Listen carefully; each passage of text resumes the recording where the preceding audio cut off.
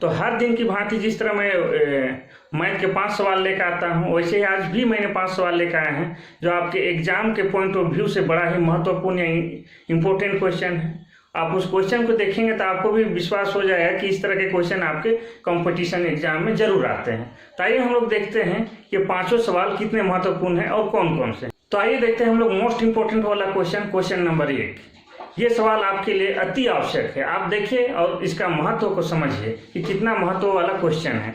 आप एक बार देखिए क्वेश्चन नंबर 1 कहता क्या है। एक आयताकार मैदान 110 मीटर है तथा चौड़ाई 80 मीटर है। उसके चारों तरफ 2.5 मीटर का रास्ता है। रास्ते का क्षेत्रफल ज्ञात करना है। तो पहले तो आयत किसको किसको समझ में आता है। आयत किसको कहते हैं हम लोग, इस तरह का आकार वाला का आयत कहते हैं। ठीक है, आप चाहे तो अगर जानते हैं तो ऑप्शन दिया हुआ है 945, 955, 965, 975। एक बार सॉल्व कीजिए। आयत इस तरह से होता है तो मैदान इस तरह है। ये वाला जो है ये लंबाई है आपका, कितना है 110 मीटर, 110 मीटर। और ये वाला आपका हो गया चौड़ाई, हो गया कितना 80 मीटर, यही दिया हुआ है। उसके बाद क्या है, उसमें उसके चारों तरफ 2.5 मीटर का रास्ता है। कहाँ, इस तरह से, इस तरह से चारों तरफ से रास्ता है। आप ढंग से भी बना सकते हैं। रास्ता कितना है 2.5 मीटर, ये हो गया। अब आपको पता ही होगा आयत का क्षेत्रफल, आयत का क्षेत्रफल बराबर लंबाई गुनी चौड़ाई, लंबाई गुनी चौड़ाई, ये होता है आपका। तो पहले कितना दिया हुआ है देख लीजिए, 110 है लंबाई, 110 और ये दोनों तरफ से ढाई ढाई कितना 5, तो 110 में 5 जोड़ देंगे तो हो जाएगा 115। 115 क्योंकि आप समझ गए होंगे ये ढाई है तो इधर भी ढाई है तो 5 हो जाएगा और पहले से 110 है तो 115।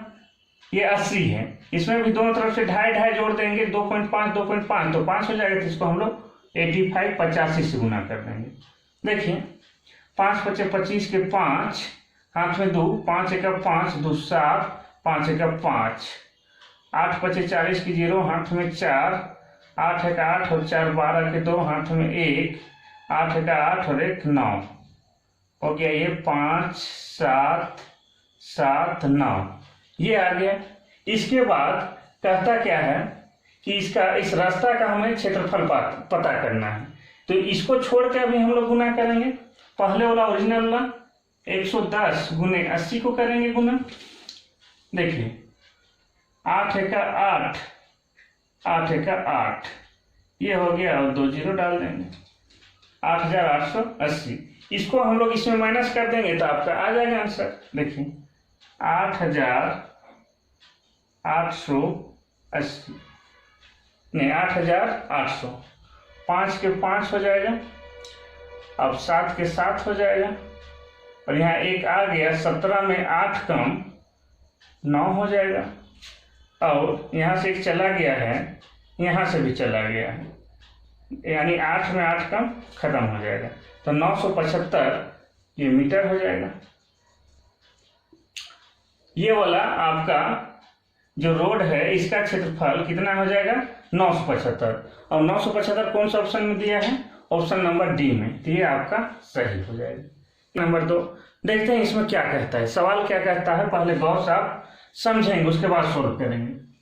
एक पिता की आयु अपने पुत्र की आयु से 4 गुना है अभी वर्तमान में।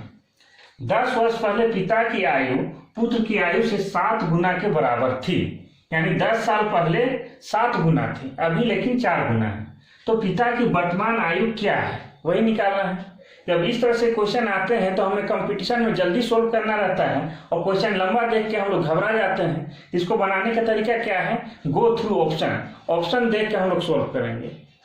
ठीक है, ऑप्शन से हम लोग बनाएंगे तुरंत बन जाएगा। देखिए क्या करते हैं, मान लेते हैं 80 साल, अभी वर्तमान में पिता की आयु कितना है 80 साल मान लेते हैं, और बेटा की उम्र से 4 गुना है कह रहा है। तो ये किसका 4 गुना है, ये आपका 20 का 4 गुना है। इतना तो जान रहे हैं, 20 का 4 गुना हो जाता है 80। तो ये हो गया बाप का उम्र मतलब पिता का उम्र, और ये हो गया बेटा का उम्र। अभी वर्तमान समय में जो सवाल का है उसमें फिट बैठ रहा है। बेटा के उम्र से बाप का उम्र 4 गुना है, तो 2 चौका 80, ये सही है। अब आगे देखते हैं, तो 10 वर्ष वाले पिता की आयु पुत्र की आयु से 7 गुना के बराबर थी। तो 10 साल पहले, यानी कि 80 में 10 माइनस कर देंगे, कितना हो जाएगा 70 साल, और इसमें 10 कर देंगे माइनस बेटा का में भी, तो हो जाएगा 10 साल। अभी देखेंगे कि बेटा की उम्र से बाप का उम्र क्या 7 गुना है, 10 सत्ते 70, 7 गुना है। बेटा का उम्र से 7 गुना बाप का उम्र है, यानी 10 साल पहले वाला उम्र। तो ये बात सही है कि वर्तमान में उसके पिता का उम्र कितना है, 80 साल। तो ये वाला ऑप्शन आपका सही हो जाएगा।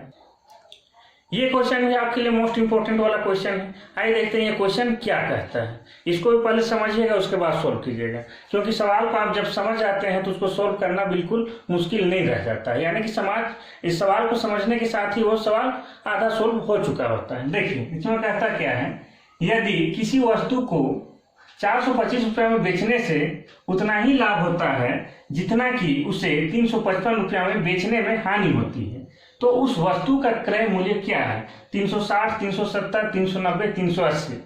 यानी कि एक वस्तु कोई भी चीज है उसको 425 रुपये में बेच रहे हैं, तो जितना फायदा हो रहा है उतना ही 355 रुपये में अगर इसको बेच देंगे तो उतना हानि होता है। अगर मान के चलिए इसको 425 रुपये में बेच रहे हैं तो 50 रुपये का लाभ हो रहा है, वैसे ही 355 में बेचेंगे तो 50 रुपये का हानि होना चाहिए। इस तरह के सवाल को एकदम चंद सेकेंड में, 2 सेकेंड में आप सोल्व कर सकते हैं। एक छोटा सा ट्रिक है, छोटा सा फॉर्मूला, उसको अप्लाई करके आप बिल्कुल ही आसान से एकदम तुरंत बना सकते हैं। देखिए वो फॉर्मूला क्या है, इसको हम लोग लिखेंगे x + y/2। इस ट्रिक या इस फॉर्मूला को उतराइए, फटाक से बन जाएगा। तो x जो पहले वाला दिया है उसको लिखेंगे, कितना है पहले वाला दिया हुआ मान 425 रुपया, ठीक है, प्लस दूसरी बार में कितना है 355, 355/2। इसको जोड़ देंगे ऊपर वाला।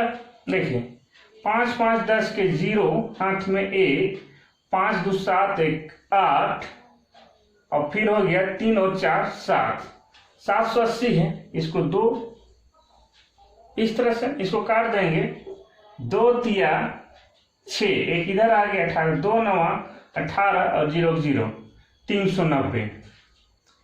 390 रुपया उस वस्तु का क्रय मूल्य होगा।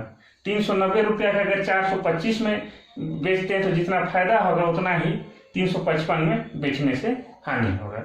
आप चाहे तो करके देख सकते हैं। 390 रुपया की वस्तु है, इसको 425 में बेचते हैं, 425 में 390 घटा दीजिए। देखिए 5, 12 में 9 कम 3, ये कट गया, 35 रुपया इसमें फायदा हो रहा है।